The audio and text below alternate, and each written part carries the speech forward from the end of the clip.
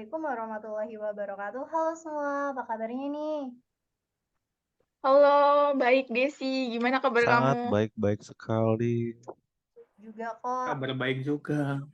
Nah, untuk kali ini kita berempat akan memaparkan hasil diskusi pembuatan proposal yang berjudul Sistem Penyewaan Mobil. Pertama-tama kita perkenalan diri dulu ya.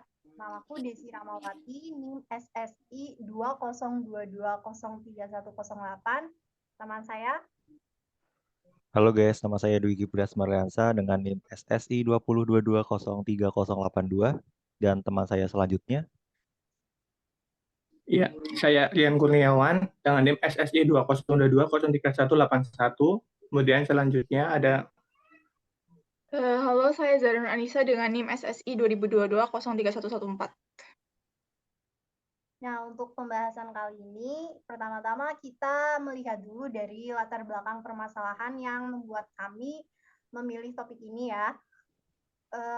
Latar belakangnya adalah kemajuan teknologi di era globalisasi, terutama digitalisasi era 4.0 semakin pesat, sehingga mampu membawa perubahan di setiap aspek segi kehidupan manusia. Sebagai contoh adalah usaha penyewaan mobil atau rental mobil.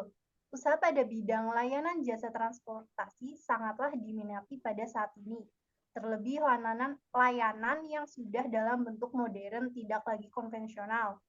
Tentunya akan membuat kita lebih leluasa untuk memakai. Terlepas dari itu, sebagai pengusaha persewaan mobil, proses sistem yang digunakan dari awal pembuatan hingga dapat digunakan tentulah sangat penting. Untuk itu, kita mempelajari tentang proses pembuatan sistem tersebut, di mana tahap awal yaitu proses pertama adalah planning. Planning di sini merupakan rencana pengembangan sistem yang terdiri dari sistem request dan feasibility analysis. Pertama, sistem request adalah dokumen yang menjelaskan alasan-alasan apa saja untuk mengembangkan sebuah sistem. Pada bagian ini terdiri dari 5 elemen yang penting. Pertama, project sponsor. Project sponsor adalah berisi manajemen atau tim yang terdiri dari untuk membuat sistem ini ya. Dalam proposal ini, project sponsornya terdiri dari saya, Desi, teman saya Dwiki, Rian, dan Zahra. Yang kedua yaitu business need atau kebutuhan bisnis. Merupakan alasan yang berisi apa saja yang mendasari pembuatan sistem. Contohnya memberikan kemudahan pada user, penyewa kendaraan untuk memenuhi kebutuhannya ketika dibutuhkan. Yang ketiga, business requirement, menjelaskan solusi bisnis suatu proyek tentang apa yang harus dilakukan dengan memperhatikan kebutuhan bisnisnya. Yang keempat, business value atau nilai bisnis. Nilai di sini terdiri dari dua, yaitu intangible benefit, keuntungan yang memiliki efek positif bagi perusahaan, namun tidak secara langsung memberikan profit bagi perusahaan. Sedangkan yang kedua yaitu tangible benefit, keuntungan langsung yang mempengaruhi profit perusahaan. Yang kelima, elemen special issues or constraints, permasalahan khusus dengan penanganan khusus. Untuk lebih jelasnya dapat dibaca pada proposal kami. Yang kedua yaitu feasibility analysis atau analisis kelayakan. Dalam analisis kelayakan ini kita mencakup 3 aspek, yaitu pada bagian technical feasibility, di mana kelayakan teknik sistem diuji dalam kefamiliaran aplikasi dan teknologi oleh para penggunanya, mengetahui ukuran proyek sistem, dan kecocokan sistem infrastrukturnya yang harus selalu ditingkatkan. Kedua adalah economic feasibility. Tentunya ini merupakan uji kelayakan pada bidang keuangan dengan memperhitungkan PS of benefit, present value, NPV, net present value, ROI, return of investment, dan BEP, break even point. Untuk penjelasannya ada contoh perhitungannya di halaman 5 dalam proposal ya. Dan yang terakhir yaitu organizational feasibility, kelayakan struktur, manajemen dalam bisnis untuk mendorong kemajuan bisnis dengan melakukan arahan dan pengawasan, serta evaluasi kinerja pegawai dan evaluasi sistemnya. Selanjutnya, materi selanjutnya akan dibawakan oleh Dwiki Priasmarliansa. Silakan. Ya, untuk materi selanjutnya saya akan bawakan untuk analisis SDLC. SDLC, System Development Life Cycle, yaitu siklus hidup pengembangan sistem. SLDC sendiri adalah proses yang digunakan oleh analisis sistem untuk mengembangkan sistem informasi mulai dari analisis atau penentuan kebutuhan, perancangan sistem, implementasi sistem, perawatan sistem, dan kebijakan perencanaan sistem atau penyerahan kepada konsumen. Perancangan sistem informasi berbasis web ada bagian tersendiri agar sesuai, maka dalam perancangan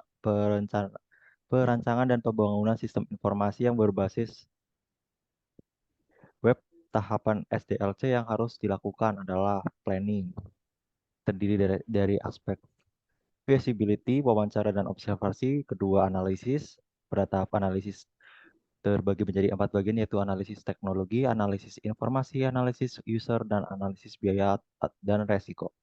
Dan yang ketiga, desain. Tahapan desain terbagi menjadi 4 bagian, yaitu desain informasi, grafis, aplikasi, dan database.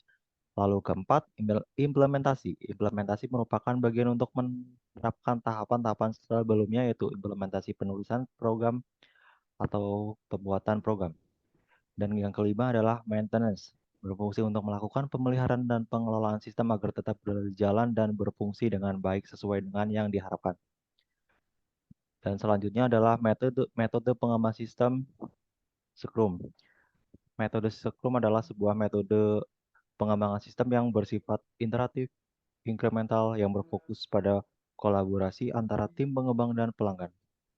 Metode Scrum dapat digunakan untuk pengembangan sistem perjalanan mobil karena metode ini memiliki beberapa keuntungan, antara lain metode Scrum dapat menyesuaikan diri dengan perubahan kebutuhan dan prioritas pelanggan. Kedua, metode Scrum dapat meningkatkan kualitas produk dengan melakukan pengujian dan penilaian. Dan ketiga, metode Scrum dapat meningkatkan produktivitas dan efisiensi tim pengembang dengan menggunakan sprint dengan satuan waktu kerja. Yang keempat, metode Scrum dapat meningkatkan komunikasi dan koordinasi antara tim pengembang dan pelanggan dengan menggunakan artefak dan peran yang jelas. Untuk menggunakan metode Scrum dalam pengembangan sistem persewaan mobil, ada beberapa langkah yang perlu dilakukan, yaitu 1. Membentuk tim Scrum terdiri dari Product Owner, Scrum Master, dan Developer Team. 2. Membuat produk backlog yang berisi daftar fitur dan fungsi yang diinginkan pelanggan untuk sistem persewaan mobil. Yang ketiga, membagi produk backlog menjadi sprint backlog yang berisi tugas-tugas yang akan dikerjakan dalam satu sprint. Yang keempat, melakukan sprint planning yang merupakan pertemuan awal untuk menentukan tujuan, ruang lingkup, dan durasi sprint. Yang kelima, melakukan daily scrum yang merupakan pertemuan singkat setiap hari untuk melaporkan kemajuan, kendala, dan rencana kerja. Yang keenam, melakukan sprint review yang merupakan pertemuan akhir untuk menunjukkan hasil produk yang telah dibuat kepada pelanggan dan mendapatkan umpan balik. Yang ketujuh, melakukan sprint retrospektif yang merupakan pertemuan untuk mengevaluasi proses kerja tim Scrum dan mencari cara untuk meningkatkan kinerja. Yang ke-8, mengulangi siklus sprint hingga produk akhir sesuai dengan kebutuhan dan harapan pelanggan. Dan tahapan selanjutnya pelaksanakan metode Scrum. Di bawah ini adalah alur proses dari metode Scrum, dapat ditempelkan pada gambar berikut.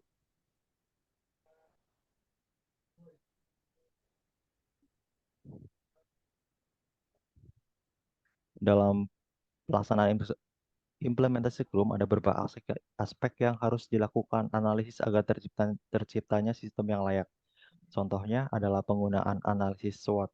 Analisis SWOT, Strength, Weakness, Opportunities, and Threats adalah teknik untuk menilai keempat aspek bisnis sebagai alat yang dapat membantu menganalisis apa yang baik dilakukan perusahaan saat ini dan untuk merancang strategi yang sukses untuk masa depan.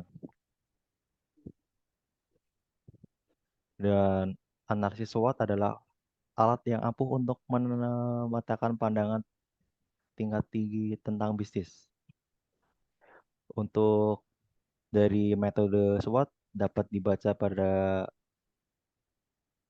video ini mulai dari poin 1, 2, 3, 4. Dan untuk tujuan dari SWOT analisis adalah untuk membantu perencanaan dan strategi. Hal ini dapat digunakan dalam berbagai pengaturan dan untuk segudang proyek, tapi umumnya paling efektif pada tahap awal sebelum proyek atau usaha dimulai. Dan untuk bab 3 akan dibacakan oleh teman saya. Ya, di sini saya akan menjelaskan tentang materi analisis UML diagram dan activity diagram. Jadi, UML yang digunakan itu untuk memodelkan suatu sistem yang menggunakan konsep berorientasi objek. Use case diagram yaitu bagian dari UML yang menggambarkan antar interaksi yang ada di dalam topik tersebut. Seperti penyewaan mobil terdiri dari dua aktor, yaitu admin dengan penyewa. Kemudian pada diagram UML ini, admin sebagai yang mendata mobil, mendata sopir, mendata keanggotaan, mendata jadwal sewa, terima uang sewa, mencetak kwitansi, dan serah kunci. Untuk penyewa, ini sebagai yang memilih mobil, memilih sopir, mendaftar keanggotaan, mengambil mobil, membayar. Untuk gambar diagram UML tersebut sudah tertera lebih jelas di dalam proposal. Untuk diagram activity, itu proses-proses yang terjadi pada sebuah sistem tersebut.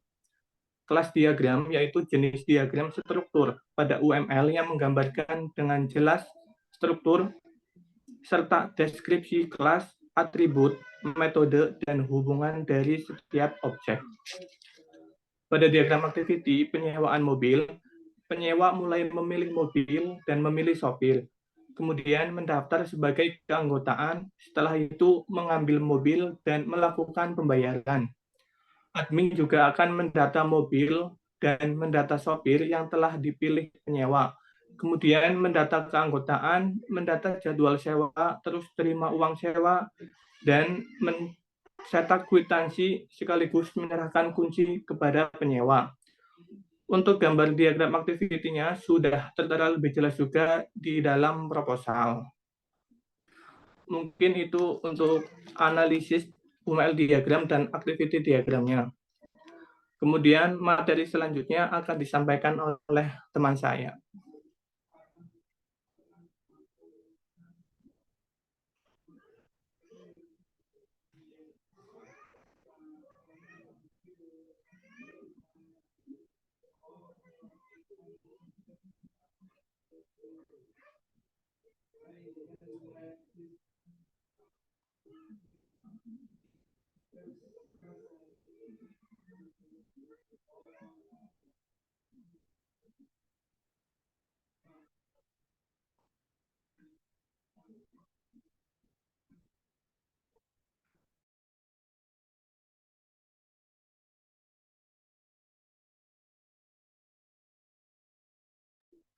Untuk materi selanjutnya itu kan analisis desain database ya. Jadi perancangan basis data itu kan penting dalam implementasi sistem informasi untuk konteks proses penyewaan mobil. Ini kan menentukan struktur dan logika basis data yang efisien. UML sendiri kan untuk mengidentifikasi entitas dan atribut penting dalam proses penyewaan mobil. Kayak misal kelas mobil itu menyertakan atribut kayak ID, merek, model, dan status ketersediaan. Dan buat kelas pelanggan itu bisa menyertakan atribut seperti ID, nama, dan riwayat transaksi. UML sama diagram activity ini kan membentuk dasar tabel dalam database. Aktivitas UML ini kan mengidentifikasi proses bisnis dan alur kerja yang diaktifkan oleh struktur database, kayak langkah-langkah dalam proses penyewaan mobil, seperti reservasi, konfirmasi, dan pengembalian dapat diterjemahkan ke dalam tabel yang mewakili entitas yang terlibat dalam hubungan di antara mereka. Misalnya kayak pelanggan pesan mobil. Langkah ini ada di tabel transaksi yang isinya ID pelanggan, ID kendaraan, tanggal pemesanan, dan status transaksi. Itu ada ya tabelnya di atas. Untuk desain interface database.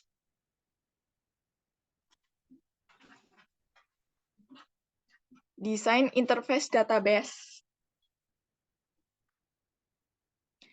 Kalau untuk perancangan antarmuka database dalam proses penyewaan mobil, itu kan elemen kunci dalam menciptakan sistem yang responsif dan ramah pengguna.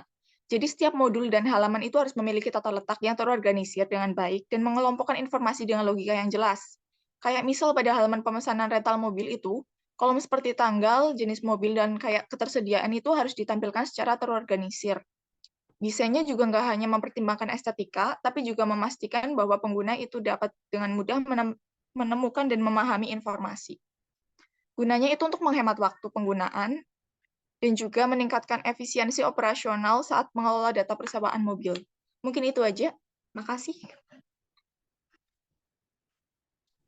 Nah, untuk bagian selanjutnya itu dari pembahasan kita ada kesimpulan ya.